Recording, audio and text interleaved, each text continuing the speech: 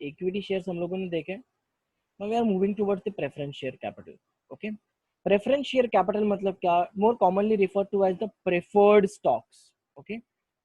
They are known as the preferred stocks. These are the shares of a company stock with a dividend that are paid out shareholders before common stock dividends. अभी ये common stock और preferred stock मतलब क्या? Common stock refers to equities. Okay. And preferred stock means these are preference shareholders. Done. ये याद रखना है long term के लिए भी. If the company enters into bankruptcy, preferred stocks are held are entitled to be paid from the company's assets. Bankruptcy in short, if the company goes into liquidation, okay, और company goes into winding up, बंद हो रही है company, ठीक है, बोरिया बिस्तर उठा रही है, तो पहला पेमेंट किसको करेगी? प्रेफरेंस शेयर्स को देगी, नॉट इक्विटी शेयर्स. ठीक है. Assets before common stockholders. So most preference shares have a fixed dividend. Most preference shares have a fixed rate of dividend, while the common stock generally do not have a fixed rate of dividend. The preference stocks stakeholders also typically do not hold any voting rights. ठीक है, उनके पास भी voting rights नहीं होते हैं. Out common shareholders actually do. ठीक है. However, common shareholders मतलब इक्विटीज को voting rights होते हैं. वो भी दो टाइप के voting rights. With normal voting rights, with differential voting rights. ठीक है, डीवीआर बोलते हैं उसको, एनआर एंड डीवीआर. कितने टाइप के प्रेफरेंस शेयर है? 1 2 3 4 5 6 7, एक्चुअली 8 है, लेकिन ठीक है, नॉन रिडीमेबल हम लोग नहीं कर सकते. So cumulative, non cumulative, redeemable, irredeemable मैंने तुमको बताया था कि प्रोहिबिटेड है. ठीक है. Participating, non participating, convertible, non convertible. Okay. अब क्यूमुलेटिव क्या होता है? Preference dividend is payable if the company earns aggregate profits. However, cumulative preference shares carry additional features which allow the preference shareholders to claim unpaid dividends from the years in which the dividend could not be paid out of the insufficient profits. These are the most accepted forms of preference shareholders. Okay, these are most accepted forms of preference shareholders. अभी यहाँ पे होता क्या है, ध्यान दो. यहाँ पे क्या होता है कि है ना, मैं आपको बताता हूँ. वेट, सी,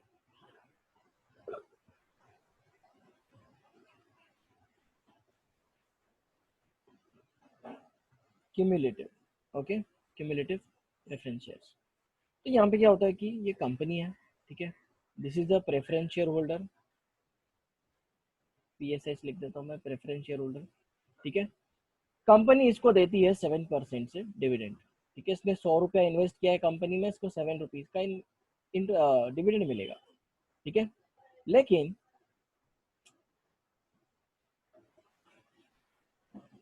लेकिन होता क्या है कि है ना, ईयर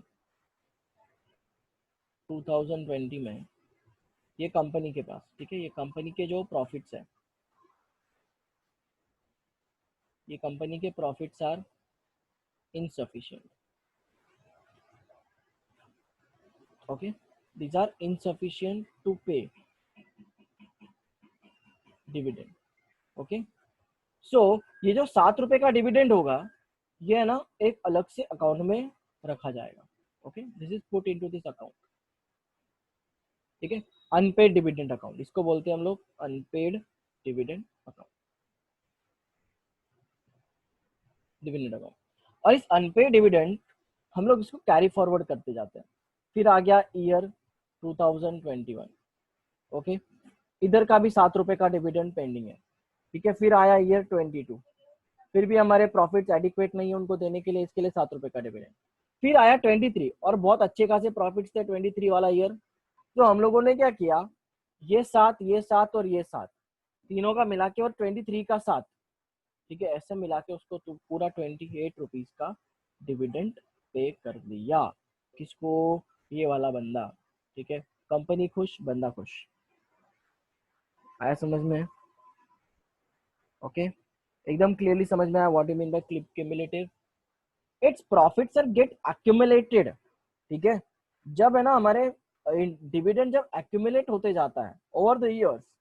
लेकिन आप ही सर तुम लोग बोलोगे सर फिर इसको कोई लिमिट नहीं होती है क्या? Yes, there is a limit. ठीक है, समथिंग 7 to 8 years का लिमिट होता है कि हम लोग 7 to 8 years तक ही नॉन क्लेम में रख सकते हैं। ओके, अब इसके भी प्रोविजंस अलग है। कंपनी ने अनपे किया तो प्रोविजंस अलग है। ठीक है, हम लोगों ने क्लेम नहीं किया तो वो प्रोविजंस अलग है कि कंपनी ने डिक्लेयर तो कर दिया लेकिन हम लोगों ने क्लेम नहीं किया, तो वो बात अलग है।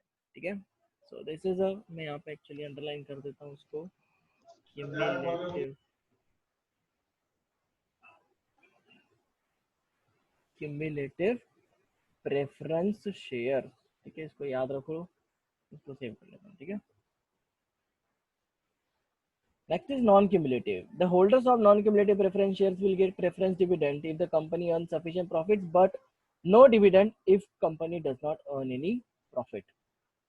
Means they don't have the right to claim the unpaid dividend, which cannot be paid due to the insufficient profits. ठीक है, मतलब जो नॉन क्यूमुलेटिव होंगे, ओके, नॉन क्यूमुलेटिव को ऐसा कोई भी राइट नहीं दिया जाता। ठीक है, नॉन क्यूमुलेटिव मतलब यहाँ पे अगर भैया डिविडेंड नहीं है तो तेरा कैरी फॉरवर्ड नहीं होगा। ठीक है, ये भी कैरी फॉरवर्ड नहीं होगा। ठीक है, यहाँ पे भी कैरी फॉरवर्ड नहीं नहीं। ठीक है, हाँ, अगर तेरे को यहाँ पे 2023 में डिविडेंड मिल रहा है, तेरे को सिर्फ इस वाला डिविडेंड मिलेगा। ठीक है, और मुझे एक बात बताओ, क्यूमुलेटिव वालों को कम रेट ऑफ डिविडेंड होगा और इन लोगों को ज्यादा रेट ऑफ डिविडेंड होगा। क्यों? क्योंकि ये फॉरगो कर रहे हैं ना, अपॉर्चुनिटी कॉस्ट। ठीक है, everything has an opportunity cost, every benefit comes with a responsibility. ठीक है, रिडीमेबल मतलब क्या? Yes, they are will redeemed. Redeem होना मतलब क्या? They are repaid. रिडीम का मतलब क्या होता है? रीपे होना। ठीक है, और expiry of a certain period of time. ठीक है, सिंपल सी बात है। पार्टिसिपेटिंग मतलब क्या? Participating preference shares are entitled to get surplus profits, surplus assets of the company, they participate in the surplus profits. ठीक है, नॉन पार्टिसिपेटिंग मतलब क्या? अनलाइक एनी डिबेंचर्स, ठीक है, are not entitled to share the surplus profits and surplus assets like participating preference shares do. They are like normal preference shares. Okay, they are like normal preference shares. Convertible preference shares मतलब क्या? ऐसे preference shares which are given an option to convert whole or part of their holding into the equity shares. देखो, जब भी जिंदगी में कभी अगर कन्वर्टिबल वर्ड आया ना तो they are converted into equity shares. ठीक है, जो रिजल्टिंग कन्वर्जन होगा वो क्या होगा? इक्विटी शेयर्स होगा। ठीक है, so this is a resulting conversion होगा, वो इक्विटी शेयर्स होगा। सिंपल। सो कन्वर्टिबल मतलब क्या? जो इक्विटी शेयर्स में कन्वर्ट होते हैं वो। नॉन कन्वर्टिबल मतलब क्या? जो इक्विटी शेयर्स में कन्वर्टिबल नहीं होते, means they remain as a preference shares till their redemption, till their expiry. ठीक है, till their maturity they remain as a preference share holders only, not equity share holders. Simple. जिसको ज्यादा risk लेनी है वो convertible preference shares लेता है, जिसको मॉडरेटली रिस्क लेनी है वो प्रेफरेंस शेयर्स लेता है, जिसको बिल्कुल रिस्क नहीं लेनी है वो डिबेंचर्स लेता है। तो चलो आज तो देखते हैं। पहले हम लोगों ने देख लिया कि बहुत ज्यादा रिस्क हो गई। ठीक है, उससे थोड़ी सी कम मॉडरेट रिस्क हुई तो हम लोगों ने प्रेफरेंस शेयर्स देख लिए। अभी भैया हम लोगों को बिल्कुल रिस्क नहीं चाहिए, तो हम लोग क्या खरीदेंगे? डिबेंचर होल्डर्स खरीदेंगे, डिबेंचर्स खरीदेंगे, और we will become the debenture holders. Okay, और डिबेंचर होल्डर्स बनने के बाद में we will get the dividend not, we will not get the dividend, but we will get the interest. That is also a fixed rate of interest. Also we will have the charge on the assets of the company. That is, company will be keeping the collateral security for us. Okay, company क्या रखेगी हमारे लिए? Collateral security रखेगी। Collateral का मतलब क्या होता है? अपन दे गिरवी रखना बोलते हैं ना, कि अपन गहाण ठेवतो ते अपन गिरवी रखेंगे। ओके, मतलब कंपनी हमारे पास गिरवी रखेगी, that is called as a charge on asset. No, what you mean by debentures? Debenture is the borrowed capital of the company. So therefore the debenture holders are known as the creditors of the company. Okay, तो हमेशा ये याद रखना कि this is a borrowed capital and therefore debenture holders are known as the creditors of the company, and they get the fixed rate of interest over the period of time. Okay, और एक तथ्य या फिर और एक fact क्या है कि normal debentures are issued for 10 years। ठीक है, नॉर्मल कंपनी के debentures are issued for maximum 10 years, 10 maximum years, okay. And ये हो गया normal company. And for infrastructural finance company या फिर इंफ्रास्ट्रक्चरल कंपनीज, ठीक है, इंफ्रास्ट्रक्चर प्रोजेक्ट की जो कंपनीज होती है उसके लिए it is the limited extended towards the 30 years, and also limit is for 30 years for the government companies in which government, state government या फिर central government has given the guarantee, okay. ऐसी company जिसको state government या central government ने guarantee दी हुई है वो company भी 30 years तक के इशू कर सकती है डिबेंचर, बिकॉज वो गवर्नमेंट का सपोर्ट है इसको, ठीक है। लेकिन नॉर्मल कंपनी 10 साल तक के ही, 10 साल के मेच्योरिटी तक के ही डिबेंचर्स को इशू कर सकती है, सिंपल, ओके। ज़्यादा कुछ इसमें ये नहीं था। एक बार देख लेते हैं कंटेंट क्या दिया हुआ है, okay. Yes, a company may raise the long-term finance through the public borrowings. These loans are raised by the issue of debentures. A debenture is a document under the company's seal which provides for the payment of principal sum and interest thereon at regular intervals, which is usually secured by the fixed or floating charge.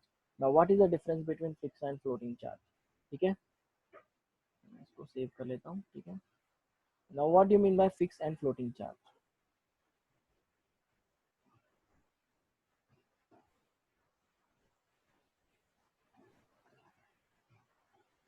Floating charge, okay. Fix charge का मतलब होता है company के जो assets है, ठीक है। Let's take an example, plant and machinery, okay.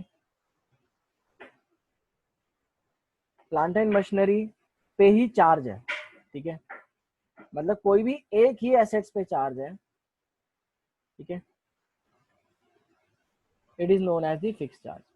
Floating charge मतलब क्या, on the different assets, for example debtors, ठीक है, बाकी के एसेट्स, कैश, ठीक है, रॉ मटेरियल्स, या नहीं सॉरी क्लोजिंग इन्वेंट्रीज, इन पे जो चार्ज होगा, ठीक है, मतलब ये क्या है कि ये फ्लोट करता रहेगा। मतलब अगर सपोज फ्लोटिंग चार्ज है, चार्ज तो है, चार्ज का मतलब होता है सिक्योरिटी, ओके। चार्ज का मतलब होता है सिक्योरिटी, कोलैटरल, ओके, सिक्योरिटीज। तो फ्लोटिंग चार्ज होगा, देखो अगर डिबेंचर होल्डर का पैसा करोड़ के डूब जाता है तो इन किसी में से भी फ्लोटिंग चार्ज मतलब क्या, कोई भी एसेट बेच के वो पैसा रिकवर कर सकते हैं। फिक्स चार्ज मतलब क्या, एसेट जो रखा हुआ है वो बेच के ही वो लोग पैसा रिकवर कर सकते हैं, बाकी कोई एसेट को वो हाथ नहीं लगा सकते हैं, okay. This is called as floating and fix charge for debentures, ठीक है। Or undertaking and which acknowledges the loan to the company. Exactly. Debenture is a loan to the company. Therefore, first of all, I cleared that it is a borrowed capital for the company. A debenture holder is a creditor of the company, and the fixed rate of dividend is paid on the fixed rate of interest is paid on the debenture holders. Okay. The interest on debentures is charged on the profit and loss account of the company, and the debenture holders are generally given the floating charge over the assets of the company. ये important है भैया कि debenture holders are generally given the floating charge. When the debentures are secured, so they are being paid on the priority comparison to the other creditors, ठीक है। तो जो unsecured होंगे वो बाद में पे होंगे, लेकिन सिक्योर्ड वालों को पेमेंट पहले करना पड़ेगा क्योंकि उनके अगेंस्ट हम लोगों ने कोई कोलैटरल रखी हुई है, ठीक है। टाइप्स ऑफ डिबेंचर, सिक्योर्ड वाले क्या होंगे, विच आर सिक्योर्ड, ठीक है, सिक्योर्ड बाय फ्लोटिंग और फिक्स चार्ज, ठीक है, दोनों हो सकते हैं। द चार्ज में भी फिक्स और फ्लोटिंग, ठीक है, against all assets of the, ठीक है। कितना उन्होंने दिमाग कितना यूटिलाइज किया है ना, पेज बचाने के लिए उन्होंने ये टाइप्स ऑफ डिबेंचर्स ऊपर लिख दिया है और चार्ट उसके बीच में लिखा है, अनऑर्गेनाइज, टोटली अनऑर्गेनाइज। या तो फिर आप लोग नीचे दे दो ना, यहाँ पे बीच में, ये खत्म हो जाने के बाद में दो, ऐसा कैसे चलेगा, ठीक है। अनसिक्योर्ड डिबेंचर्स, अनसिक्योर्ड क्या होते हैं, जिनको कोई भी सिक्योरिटी नहीं होती है, ठीक है, which do not have any security against any assets of the company, ठीक है, neither fix nor floating. So normally such kinds of debentures are not issued by the company in India. So unsecured debentures are prohibited. Unlike irredeemable preference shares, unsecured debentures are prohibited in India. Okay, prohibited in India. ठीक है. Redeemable मतलब क्या? These debentures are payable at expiry of the term. मतलब particular fix period of time के लिए अगर suppose हम लोग रिडीम कर रहे हैं, मतलब क्या रीपे कर रहे हैं, this is called as a redeemable debentures. Okay. और इरिडीमेबल डिबेंचर्स मतलब क्या? These are perpetual in nature. Perpetual succession आप लोगों ने पढ़ा था ना, कंपनी का जो एक मेन फीचर था कि permanent. Okay, till the life time of the company. ठीक है. There is no fixed date which becomes payable. There are redeemable which are company goes into liquidation. ठीक है. और they can be redeemed after an unspecified long interval. ठीक है. एक particular event happen होगा. For example अगर company में कोई अर्थक्वेक आ गया या फिर सपोज उसकी वजह से अगर कंपनी वगैरह डूब गई, कंपनी का बहुत सारा नुकसान हुआ.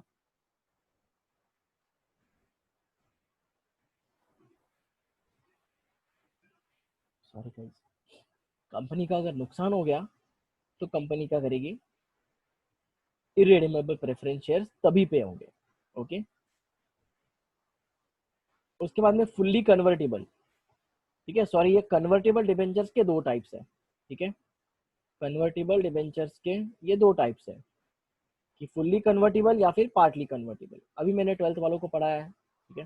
फुल्ली और पार्टली कन्वर्टेबल क्या होता है कि which are fully converted into the equity share. Convertible का मतलब आया, मतलब इक्विटी शेयर्स में वो लोग कन्वर्ट करेंगे. सिंपल. ठीक है. So these shares can be converted into equity shares at the option of the debenture holder.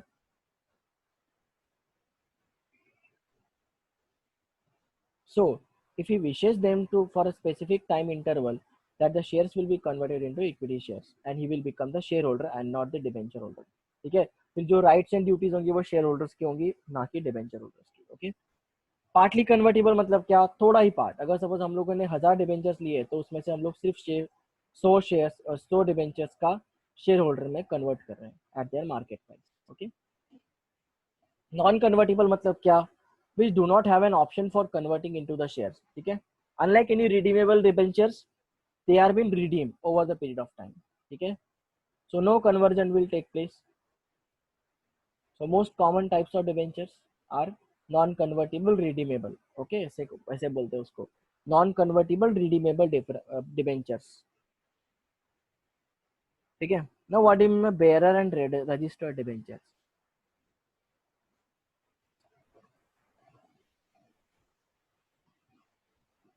एक मिनट है.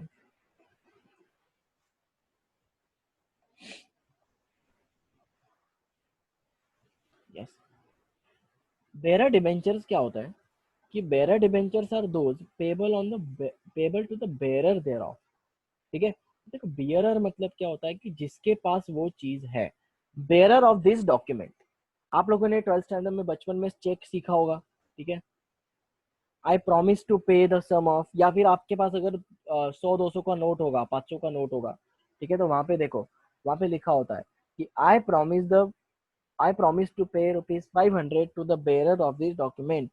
मैं मैं धारक को 50 रुपए देने का वचन देता हूँ.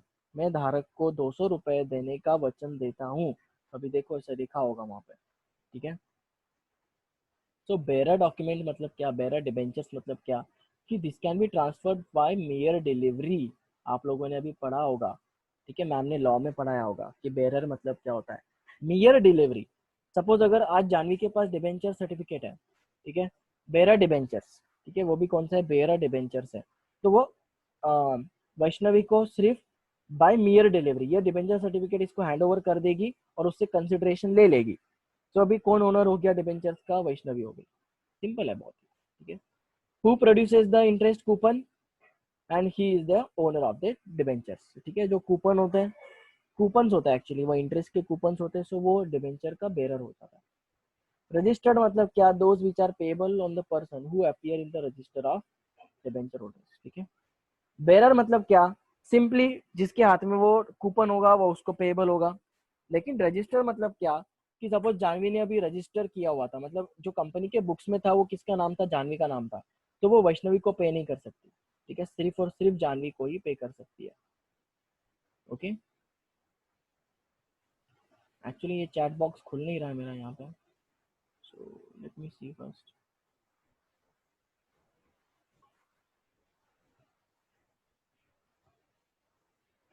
जब, हाँ सर आवाज कट हो रही है, ओके अभी आवाज आ रही है क्या? वेट है एक मिनट, देखो अब ठीक है आवाज? Yes sir. हाँ ओके सर। ओके।